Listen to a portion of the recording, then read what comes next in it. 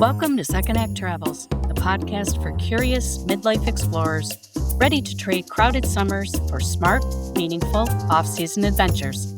If you're over 50 and dreaming of meaningful travel that fits your freedom and your budget, you're in the right place. I'm Elizabeth, and each week I'll bring you tips, stories, and inspiration to help you travel deeper, go further, and embrace your second act with confidence. Hey, well, welcome back, everyone. This is part 3 of Walking the Thames Path, and I thought I would focus a little bit more on some additional resources that you could have with you, which will make walking much easier. Let's get started.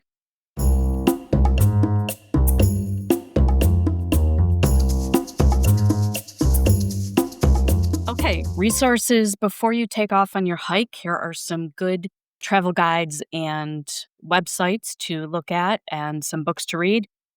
The first is you want a terrific first-class hiking guide, and for that, I recommend the Trailblazer Guide series. They have a Thames Path book. It's a couple hundred pages long. It gives you all the information from A to Z. What I like about this book in particular, more than other guides I've seen, and I've looked at a lot of them, but the Trailblazer Guide also has terrific recommendations for places to stop and eat and places to spend the night. You don't have to stay at one of those places, but it is nice to have a recommendation.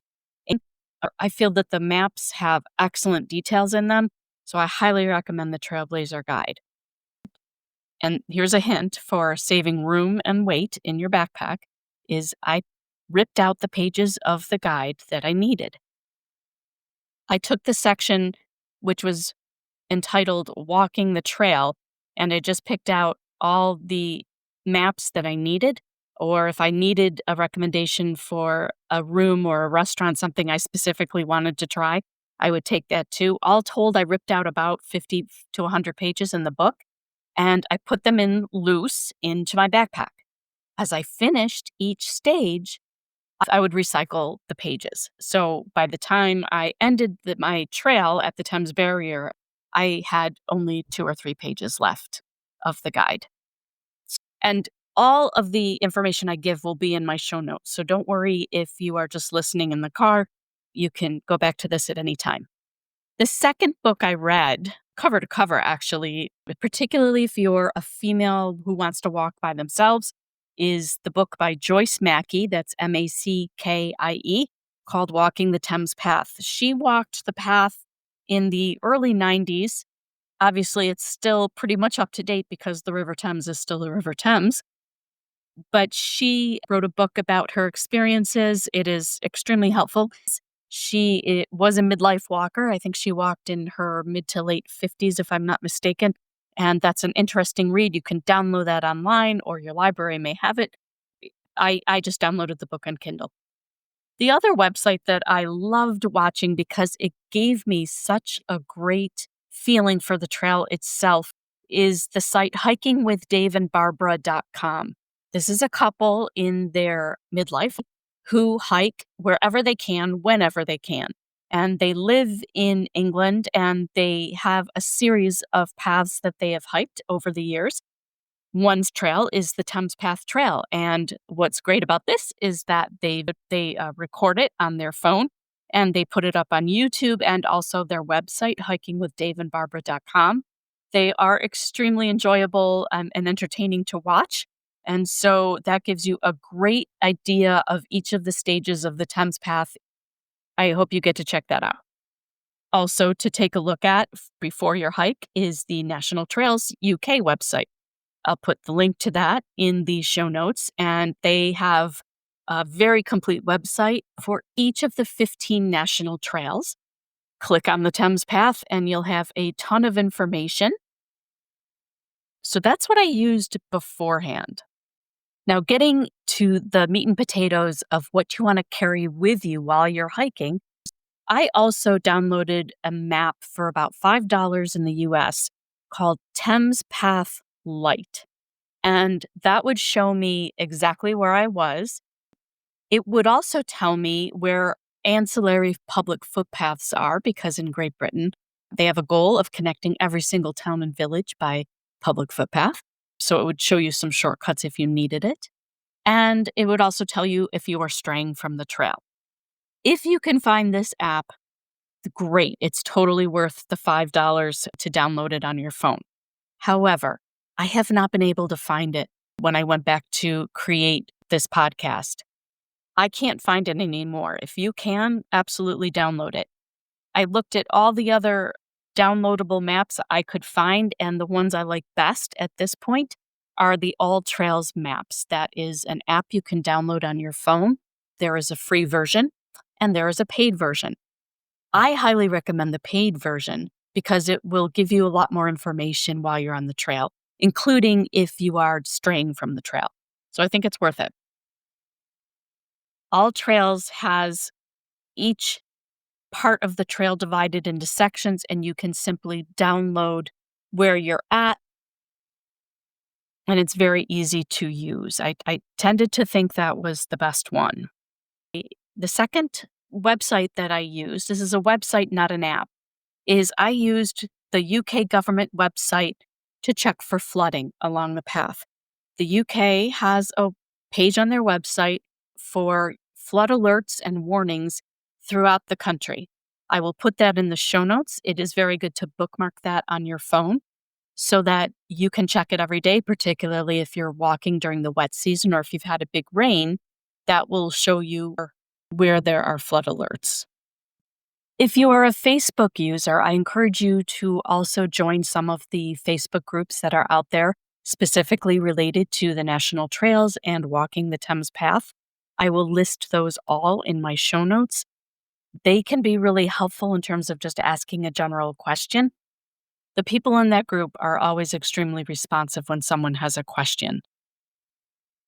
Well, let's talk about some other resources that are just nice to have. Not mandatory. You can certainly have a successful and enjoyable hike without these resources on your phone, but there are just some things to maybe make your life a little bit easier. First of all, Google Maps and the app Roam to Rio. Again, I'll put that in the show notes.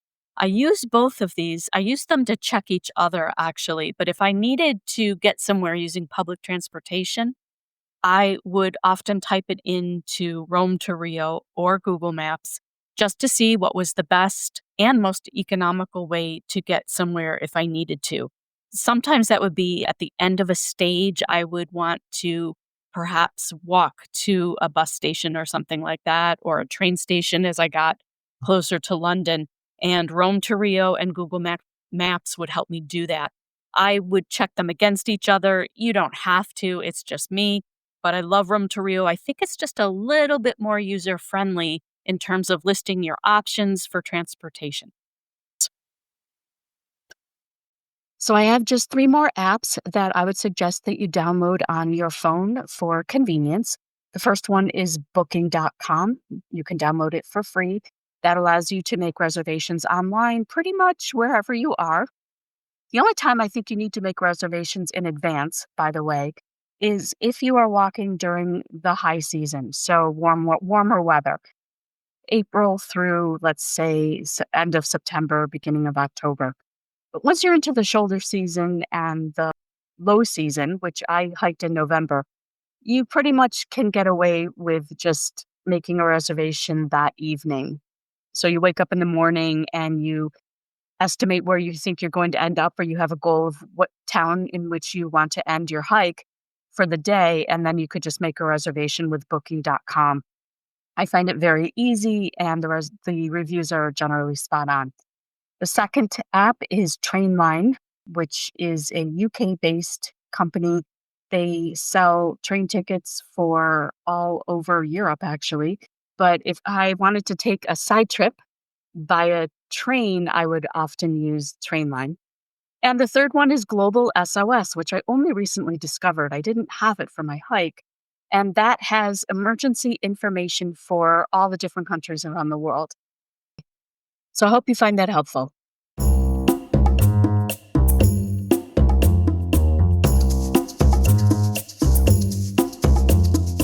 Well, I hope that this series on hiking the Thames Path National Trail has inspired you. The hike really is an incredible walking experience. It has great views, it has great scenery, it has wonderful history all along the trail from beginning to end. Remember, there's tons of online resources, there's maps, there's apps for your phone, and I've put everything in the show notes. So if you're planning your hike, be sure to check out those resources. Lastly, if you found this podcast series helpful, I hope you'll leave a review that will help spread the word about this resource.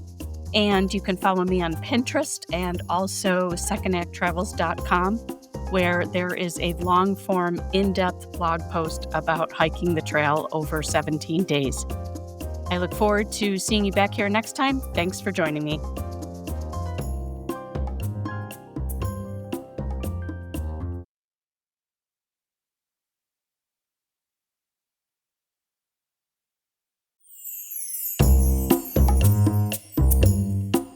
So thanks so much for checking Second Act Travels out, and I'll see you back here soon.